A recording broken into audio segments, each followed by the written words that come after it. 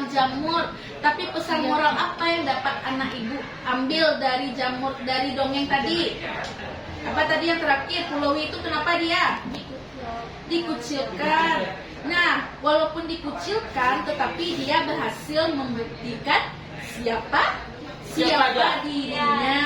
Ya. Nah, jadi pesan moral yang dapat anak ibu ambil dari dongeng tadi adalah kita tidak boleh membeda-bedakan seseorang ya. Semuanya sama di mata Allah. Entah itu orang itu kalau dari dongeng itu tadi kan dia tidak punya ekor kan, berbeda dia kan. Nah, tapi kalau di mata Allah kita semuanya sama. Nah, kalau di dunia ini yang membedakan kita adalah kemampuan dan kecerdasan kita ya. Setiap orang walaupun kepala sama hitam, tapi kemampuan seseorang berbeda-beda. Jadi kita tidak boleh ya membedakan, oh Amira tidak bisa ini, tidak boleh. Pinto tidak bisa ini. Misalnya orang itu tidak punya kaki, orang itu tidak punya mata, kita tidak boleh membeda-bedakannya. Semuanya kita sama di mata Allah. Nah, ibu minta coba sekarang Pinto sebutkan lagi. Pinto, apa tadi pesan moral yang ibu sebutkan? Tidak boleh berbeda-beda. Bagus, pintar Pinto. Apa tadi Mira? Tidak boleh membeda-bedakan seseorang ya. Walaupun seseorang itu memiliki kekurangan, kita tidak boleh membeda-bedakannya. Karena yang dapat membedakan kita itu hanyalah kemampuan dan kecerdasan kita. Mira, paham nak? Apa tadi pesan moralnya? Tidak boleh membeda-bedakan. Pintar, bagus sama ibu ya. Nah, nanti jadi kalau anak ibu bertemu lagi kan, misalnya di jalan orang itu tidak punya kaki, misalnya kan anak ibu bertemu nih di mana yang misalnya sering orang yang minta-minta itu kadang tidak punya tangan. Pernah anak ibu lihat? Pernah mungkin di lampu merah pernah ya, atau mungkin teman kita yang ada di sekolah ini ada yang tidak punya tangan, punya kaki. Kita tidak boleh membedakannya. Semuanya kita sama. Boleh Amira nanti, oh Pinto tidak punya tangan, boleh Mira tidak mau berteman dengan Pinto? Tidak boleh. Itu namanya kita membedakannya. Nah, siapapun yang ada di sini kita berteman. Iya Pinto? Ya. Oke?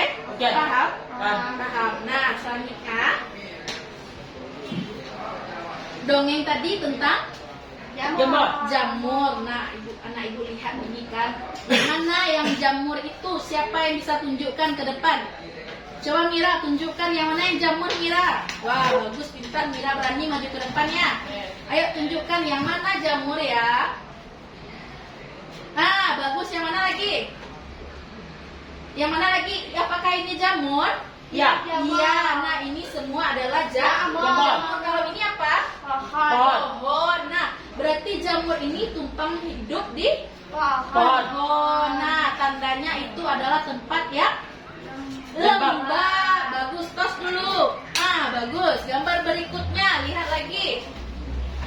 Nah, Pinto, ini gambar apa? Jamur. Ini jamur. Coba Pinto tunjukkan ke ibu mana jamur yang bisa Pinto konsumsi, yang bisa kita makan. Bagus, tos. Pintar Pinto. Kalau jamur yang tidak bisa dimakan yang mana Pinto? Jamur yang kotor. Bagus. Ini biasanya di mana dilihat? Di WC. Bagus. Nah, kalau ini jamur yang bisa dimakan, ini yang diproduksi seperti orang membuat tempe, ada rumah produksinya ya. Nah, biasanya ini ada dijual di pasar. Nah, ini nanti kita mewarnai ya. Nanti anak ibu ada alat dan bahan lengkap untuk mewarnai kan? Ada. Nah nanti ya nak, nanti simpan dulu, belum ada waktu ibu menyuruh mengerjakan ya. Nah nanti kita mewarnai, ini gambar apa tadi? Rumah. Ya ini rumah apa nih? Jamur. Jamur, rumahnya mirip dengan Jamur. jamur. Nah nanti anak ibu diminta nanti mewarnai ini ya. Nah tadi ibu kan sebutkan kan, jamur biasanya tumbuh di mana? Di lembab. Di tempat ya Lembab. lembab. Seperti apa contohnya tempat yang lembab? Pohon. Kemudian kamar mandi, bagus. Apa lagi? Di pagar rumah atau di sela-sela rumah yang tempatnya lembab. Anak ibu pernah menemukan jamur di rumahnya? Tidak.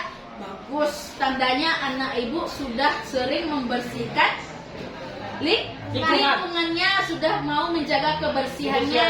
Karena anak ibu tidak dapat menemukan jamur dimanapun ya. Tandanya anak ibu sudah menjaga kebersihan. Nah biasanya jamur itu tumbuhnya di tempat yang lembab.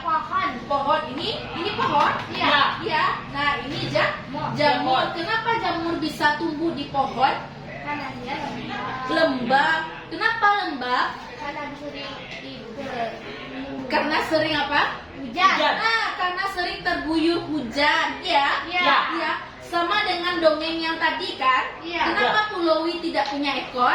Karena petir. Karena petir, karena hujan yang lebat, kemudian disambar petir, maka dia lahir tanpa ekor. Nah, sama dengan ini, karena sering diguyur hujan, ya, makanya di pohon ini tumbuhlah jamur.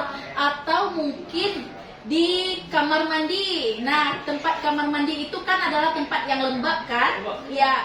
Nah ini dia.